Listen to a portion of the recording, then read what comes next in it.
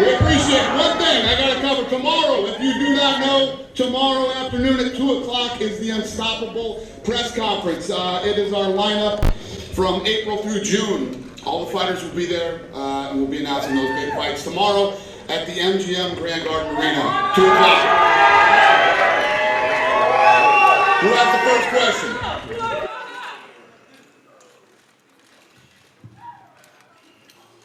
Give somebody a mic. Question for Nate Diaz. Nate, this is arguably one of the biggest fights of your career, if not the biggest. I know you've been frustrated in the past with contract situations and not getting big fights. Do you feel like you're finally at that point where you wanted to be, and did you feel like you were always going to get here? Yeah, I think it was coming, but I just need to announce myself a little more and make more of a scene. So it took time, but now we're here. Another question for Nate. The 2 losses on Conor McGregor's record are via submission. Do you feel like your jiu-jitsu would make the difference in this fight on Saturday night? What was the question? Yes, the 2 losses on Conor McGregor's record are via submission. Do you feel like your jiu-jitsu may make the difference on Saturday night? Yeah, we're gonna find out. Question for the champion, Conor McGregor. Conor, in recent press conferences, you've been using a lot of terms like we and us when you talk about the promotion. Is that indicative of how much of a partner you feel like with the UFC right now and how much weight you bring to the table financially? There should be Dana's podium, there should be my podium, and then there should be this little thing that's going on. So I am neck and neck.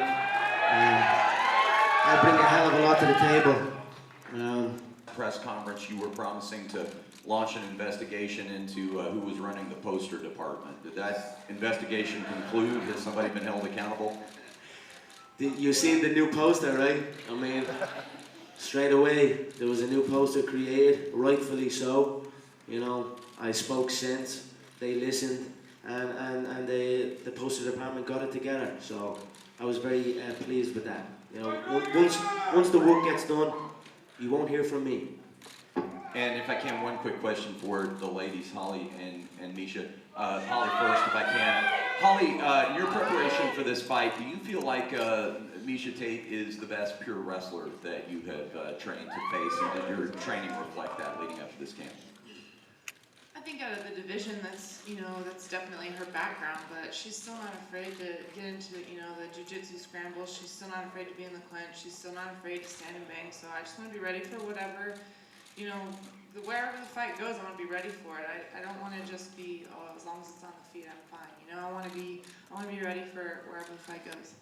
And same to Miesha, did you feel like in your preparation leading up to this fight that you were more focused than you had ever been on a pure striking opponent, or did it seem any different at all?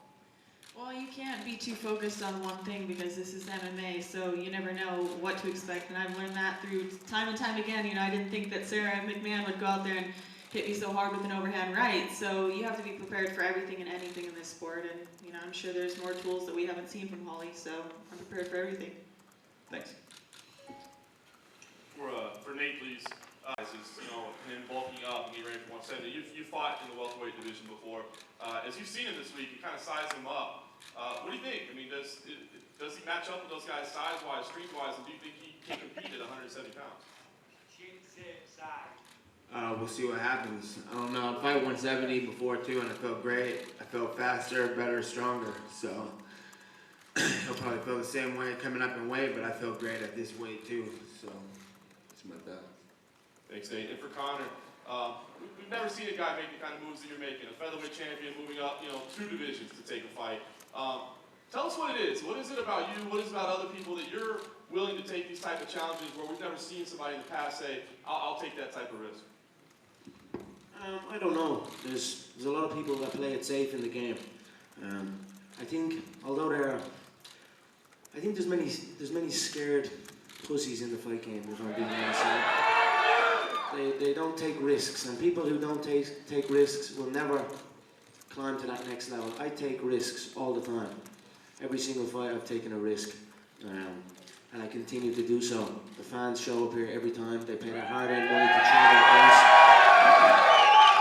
People pull out of fights, and then the other opponent just scraps the whole card with only thinking about themselves while they sit in their comfortable home, while the fans have saved up money and been hyped for an event, and they are happy to just let the card be flushed down the toilet. But me, I appreciate the fan support. I enjoy showing up and giving them a show, and that's it.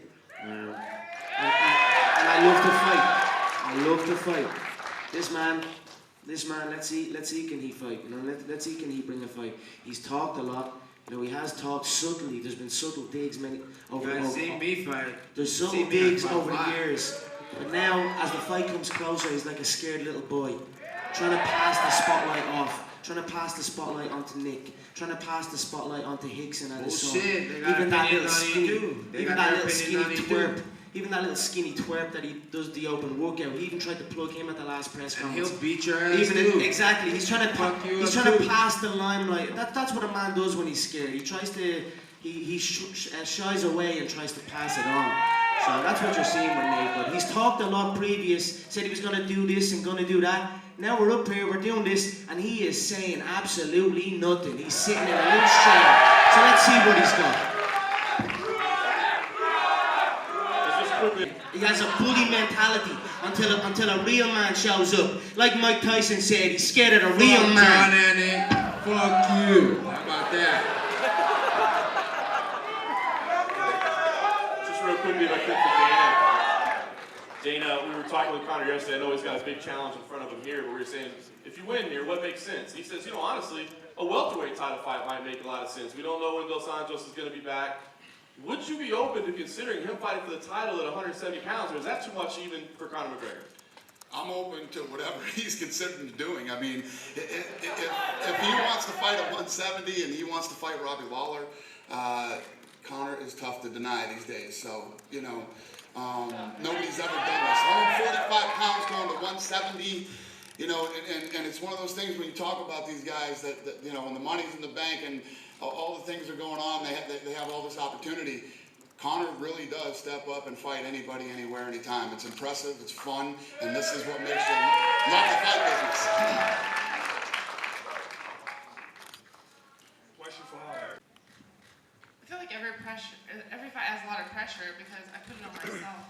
My last fight, a lot of people would tell me, you have nothing to lose, She has everything to lose, you have nothing to lose. I'm like, I put a lot of hard work in. I have everything to lose. I don't care what the odds say on the paper. I'm capable of winning this fight. And now that everybody's seen the performance I had last, the expectations are even higher. So there's even more pressure, maybe from everybody else, but still the same pressure I put on myself. For every fight, I always feel pressure because I want to do well for my team that has helped me to get there. I want to perform for them and make all the hard workers. Also, Miesha, what kind of pressure is it for you? I mean, you've been here trying to get the title. Now you got your shot, and you saw what happened in that last fight. What is it like for you? I hate the word pressure really because I feel like that is indicative of something negative. I feel confident in this fight, and I feel like there's just a lot of positive motivation going into this fight. I feel like there's a lot of good energy going into this fight, and pressure is something that comes along with it, but you have to learn to turn that into motivation. You have to turn that into food to motivate you to do well. And so I just thrive in that. I've been doing this for a long time. I've been fighting for nearly a decade, and here I am at the top, at the pinnacle, and getting ready to fight for the title again. So, yeah, I welcome it. And just quickly for the guys, Conor, growing up, Look, this is a question we get asked all the time, and I take inspiration and motivation from absolutely everything and anything. People chasing their dream, putting their head down, working hard. For me, obviously, Muhammad Ali was probably my first combat sports star that I looked up to. I'd never seen anything like that, and I was fascinated by him growing up. But I've been shaped by many people. But thank you for that compliment again. It's a comparison that's been thrown at me a few times, but I cannot accept a comparison like that. Muhammad Ali is a special man. He done things that are unthinkable, and he changed culture, period. So, but again, I'm honoured to even be put in that bracket by some people, so thank you. And Nate, you're boxing champion, you're fighting champion when you were growing up. Anybody you looked up to? Yeah, I liked a lot to watch Mike Tyson and big time in Hicks and Gracie, Hoist, Henzo, the Gracie family. It's real inspiring for me. I got the video. My brother had a video choke when I was 15 years old, and he was already training. And he put that on, and I'd sit up at night and I'd watch that movie, and it put me off on a run or working out. And that was real inspiring for me. You headlined 2 of the 3 biggest cards of the year. How important are you to the UFC business-wise? Well, in 21, 22 years or whatever, I think 21 years, something the company's has started, and 2015 was its biggest year. I mean, who was 2015? That was everything got to do with me. Even look at Nate's last fight, 20,000 to show, 20,000 to win. Not even a win bonus. His full check wasn't even a performance of the night bonus. Now he's at the top of his cherry and he's going to make his first million here. So he really should be thankful and be grateful for this opportunity that I'm giving him. You should be thankful too. You got a bigger check now than fighting Desanios. Been a little penny check with that. My check. Don't talk about money. You're broke. I could easily switch you up now and go put you back on that 20 and 20 if you want. But all I want is a thank you, or even a little dance. Welcome. Even a little dance. Dance for me, Nate. Dance for me. And don't look me in the eye when you dance.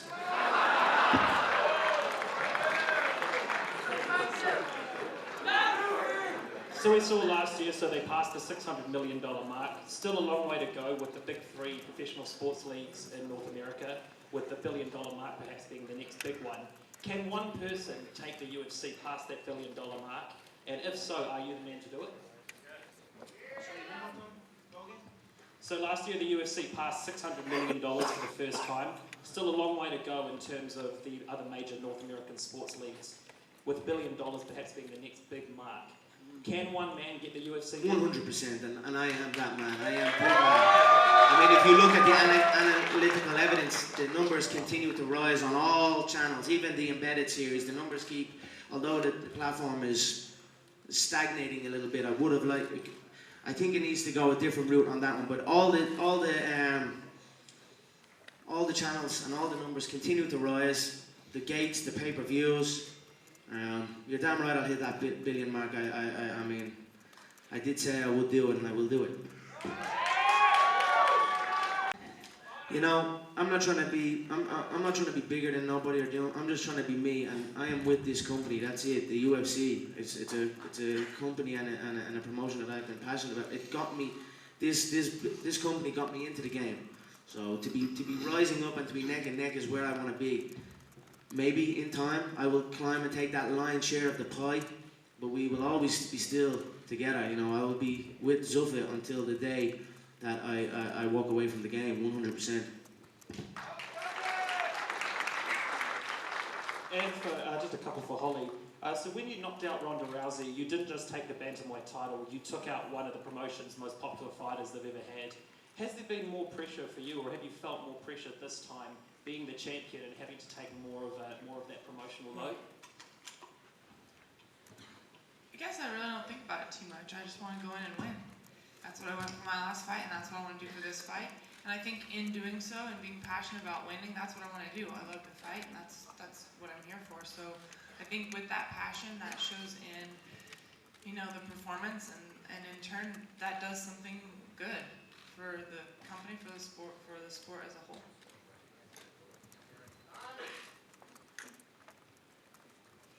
A question for Conor McGregor, first of all. Large poster of Floyd Mayweather on the front of the MGM ground. Is there a target for you you're headlining for the I might go up there and rip it down myself. And what's he gonna do about it? What's he gonna do? He can do nothing. So, I'll rip that down after this press conference. You You're headlining at the MGM Grand for the 3rd time in a row. Will your poster be up there? Is Mystic Matt going to predict your poster will be up 30 stories? I mean, I know the people in the MGM are singing all the way to the bank. So, I mean, maybe I should be. Maybe take out that lion statue and put in an Irish lion. Put me up there standing there. I don't know. They are setting up the new stadium. I look forward to it. You know, I like Vegas. I did say in an interview that I'm feeling, you know, Vegas is wearing on me. But you know, when I come here, and I came here a couple of days ago, I actually do really enjoy Vegas. I've buried 3 bodies clean out here. So Saturday night will be a 4th body. And I enjoy it. Vegas is good to me.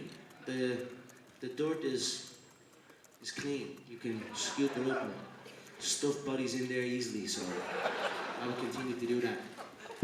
In December at the press conference here, I play with him. His entries and his exits, his retreats, his feints, his patterns are all identical. He can't break out of his set routine. So he is very predictable. I think the speed, you know, people gave Jose the speed advantage, but that was a mistake. When the fight began, I had the clear speed advantage. I was light on my feet, zipped in and out. I think it will be very evident, the speed difference. I also know he's heavy on his lead foot, but really now he's like an injured gazelle and he's more heavy on his left foot. So these are subtle tales that I tell. So I'm going to go in and play with him. There are many shots. The Mea Lua, the 360 roundhouse. The soft body on him, he has a soft, flappy body like he was a fat guy. You got it all figured out, but who do you train with? He's a soft. You have no training doesn't partner. matter. You have no Again, you're trying to no pass the kickboxing, line. no Like, grappling. I train with this guy. Look at him. Go video him. Get that camera away from me. You got tapped out by That's a 2 sign of a man who's guineas, scared for never his heard life. of. Man up and be yourself. You're like a gazelle. You're a little bunched up together, hoping that you get spared. Where's I'm your a credential lion. at? You knocked out midgets. I'm a lion in there. I'm Short gonna eat little you people. alive. Your little gazelle friends are going to be staring through the cage, looking at you, getting your carcass getting eaten alive, and they can give you nothing. All they're going to do is say, "We're never going to cross this river again." Where's your boxing? Who do you train with? You got that little goofy motherfucker with you? You got that skinny I'm training for real. No, I got a real training partner. bitch at the Real kid, workout. real training Who do partner. you train with? Top I'd 10 slap the head like your fighters, whole team top one 10 by one. You boxers, and your big brother. Top 10 Mind your jiu-jitsu big- guys. Top 10 kickboxers. You're playing touch butt with that dork in the park. The ponytail. I'm the one that got no training partner. I don't think so. You seem to have it all figured out when you're fighting midgets. Got shit. Bring your training partners in. You're going to need them. My whole team will fucking beat your whole team's ass. How about that? JV squad on my team will beat your team's ass. Question. Last 20 fights compared to his fights.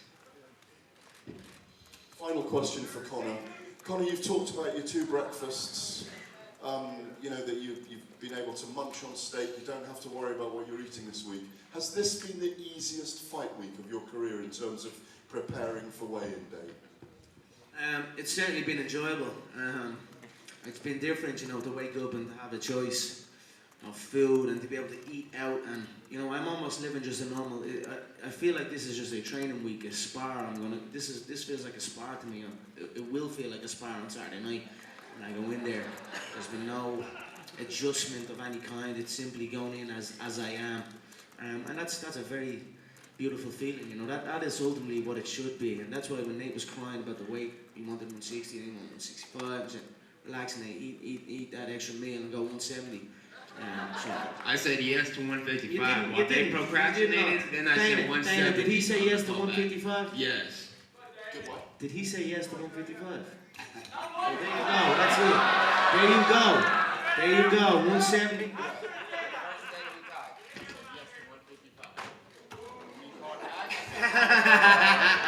170 was my call. The next day I said, you know, nothing's changed. You guys want to call back? You don't make any calls. You only answer the call. That's You it. find out That's 170. it. Hey, and then you try to get it to 160, and now we're at 170. So don't act like it was your call, motherfucker. I'm calling that shot. Oh no shots, Nate. Let's be honest here. You call absolutely nothing. You sit there. And you try to you're fight told at what to 160. do and you do it. Why'd you try to fight at 160 then? Okay. Argument done. Why is the fight at 170?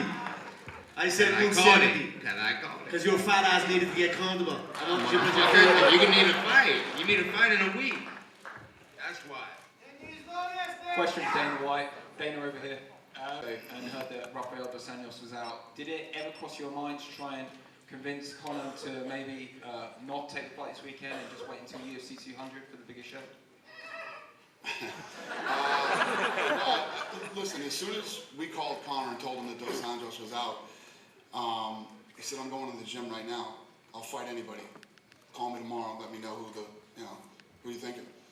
And that was the same thing he said when we walked into his house when Jose Aldo was out, when he was here in Vegas. Literally didn't care. It's very rare. You don't see that, ever. Question for Conor. Conor, yesterday at the open workouts, you said to me to send a message to back home. You said, don't blink, because I'm going to come out the gates fast.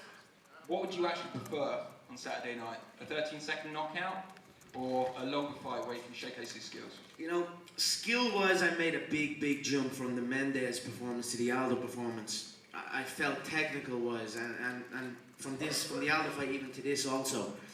But I didn't get to show a lot of that because the fight was over so quick. So part of me does want to stretch it out that little bit and show the fans some new sequences, some new movements, some new forms of attack and defense. I just hope Nate can last. You know, he is tough. He's never been KO'd. He's been TKO'd. So I'm hoping he can last into later into the first round and maybe into the second, hopefully. But I can't hold my breath when I come out fast and spinning and attacking crazy, unpredictable. They shell up. People shell up. They become panic grapplers. That's what I face all the time. So I just hope for the fans' sake Nate can show up and that's it. And again, just to follow up with Conor. Conor, he's talking to the press today, fights with Floyd Mayweather. You know, I'd love to fight myself if I really could. Imagine the numbers that one would do if there was two of me.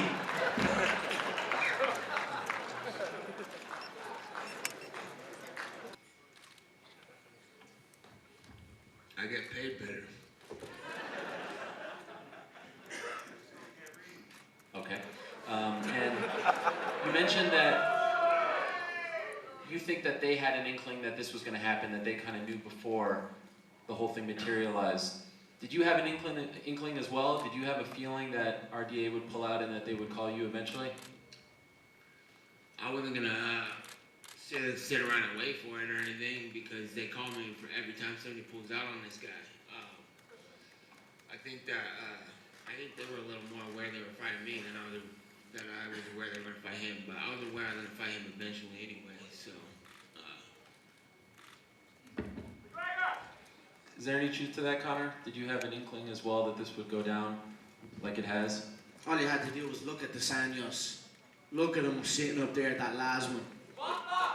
History repeats itself, and he was just a slower, sloppier, bum version of Aldo.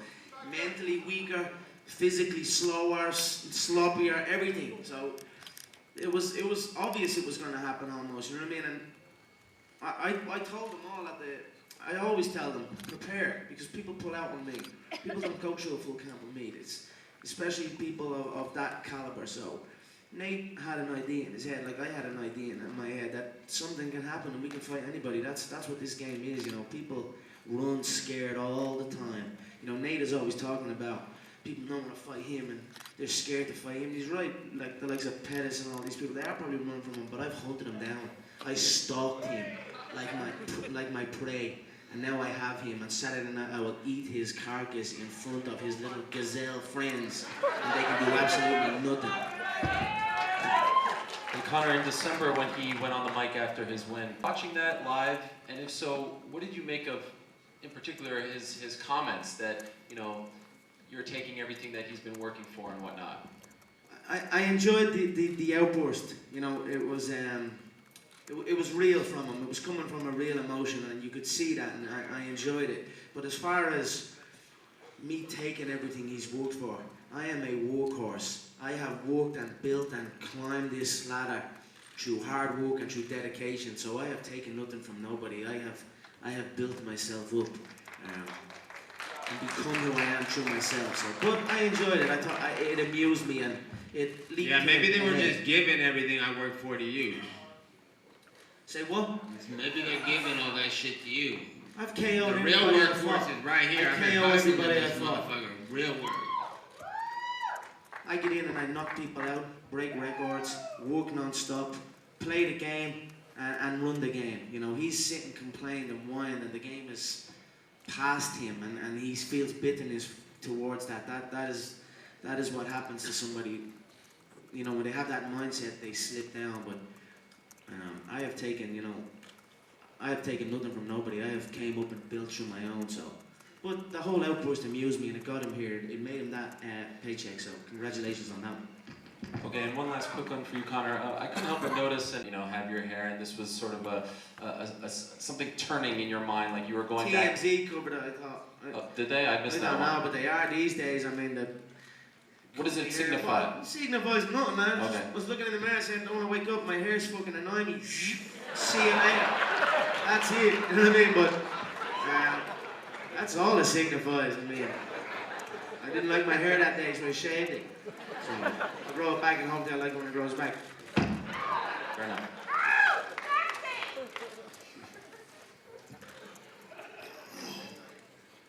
This is for Holly.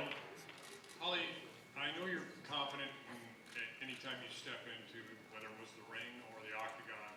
What does the team do for you to help in that confidence where you're kind of ready for any scenario?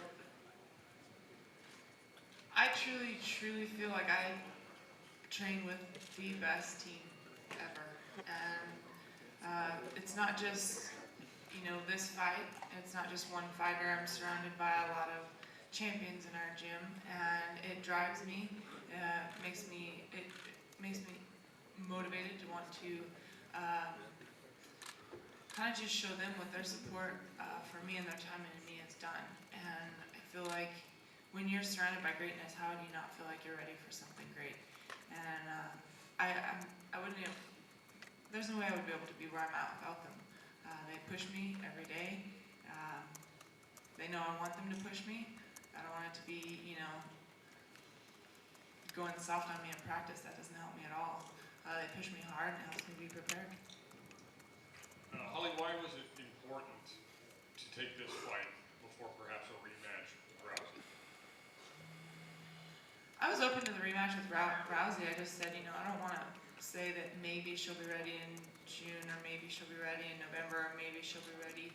It's one of those things that I had sat down actually before this fight was set up, talked to Lorenzo just at one of the fights just for a second, and I just said, I want you guys to know I'm ready for whatever. If it's going to be a rematch, great. If it's going to be Tate, great. But I just want to make sure that it's not, 3 more months. I said, if it's going to be a year, I don't want to wait till November to fight, because that means that's going to be a year off from my last fight. I'm here because I'm passionate about fighting. I don't want to sit down and say, this looks more like the way to go because this is more strategic. I just want to fight. If it's going to be a while, I'd like to fight sooner than later. I told myself when I got in this sport, passion first, everything else falls into place. And I'm just passionate about the sport, and that's where I want my focus to be. So I said, what's next? If it's not going to be, the rematch right away, then let's do something else. And whatever opportunity came is what I wanted. I didn't care who it was. You still going? Yes.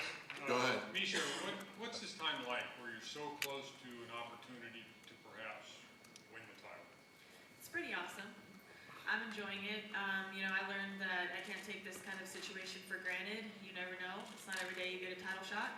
So I got to make the most of it, and I've really been enjoying all of this. I feel happy, I feel excited, I feel motivated, and I feel like this is my time. And I've also really enjoyed the lead up between these two. They're pretty awesome, right? They're like over here flipping each other off into the table, and Holly and I are making each other friendship bracelets. So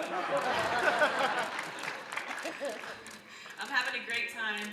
I respect Holly so much, and I prepared with every fiber of my being because I think it would be disrespectful if I went in there and I didn't give her everything that I have to offer. We can take one more question. One more. Right here. Good, because it's extremely serious. For Nate Diaz, you talked about McGregor playing touch butt. Can you elaborate on what touch butt is, and then explain how crucial your training partners have been to your success? I'm just saying I train with, I train with top guys. I train with Conor Gracie, world champion or best jiu-jitsu guy there. I train with Nick and Jake and Gil, top 10 MMA fighters, and Joe Schilling, top 10 kickboxer. Just all around top 10 guys, and then all I see is this guy in the park with that goofball with the Train with bums. So I'm like, Bums who's the you train bums? with. That funny motherfucker Juice with that heads. stupid haircut? Juice heads and bums. One of my littlest dudes slapped the shit out of that guy. What the fuck? So that's my opinion on the whole training You're talking about situation. slapping He got nobody. Talk about slapping the shit out of people. You slap the shit out of nobody. Remember you said about John and everything. You're gonna said about me. You're gonna do jack shit. You're just gonna talk. You ain't gonna and do talk shit, until it's motherfucker. time, and you're Alright. gonna shrink and Yeah, you're you're the gonna one talking. It's out. all good. There ain't shit to say. Fucking fight.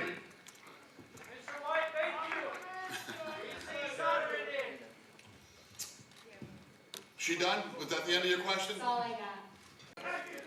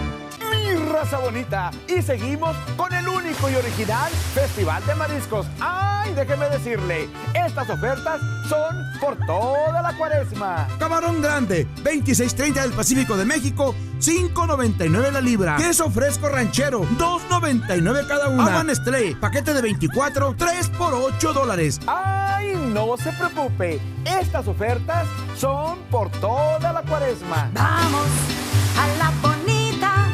Ven y disfruta del auténtico sabor mexicano. El Chamizal te ofrece gran variedad de platillos con un sabor inigualable. El exquisito molcajete Pancho Villa, el caldo Siete Mares, el riquísimo agua chile, el super cóctel de camarones y la exótica cecina de venado y una gran variedad de mariscos.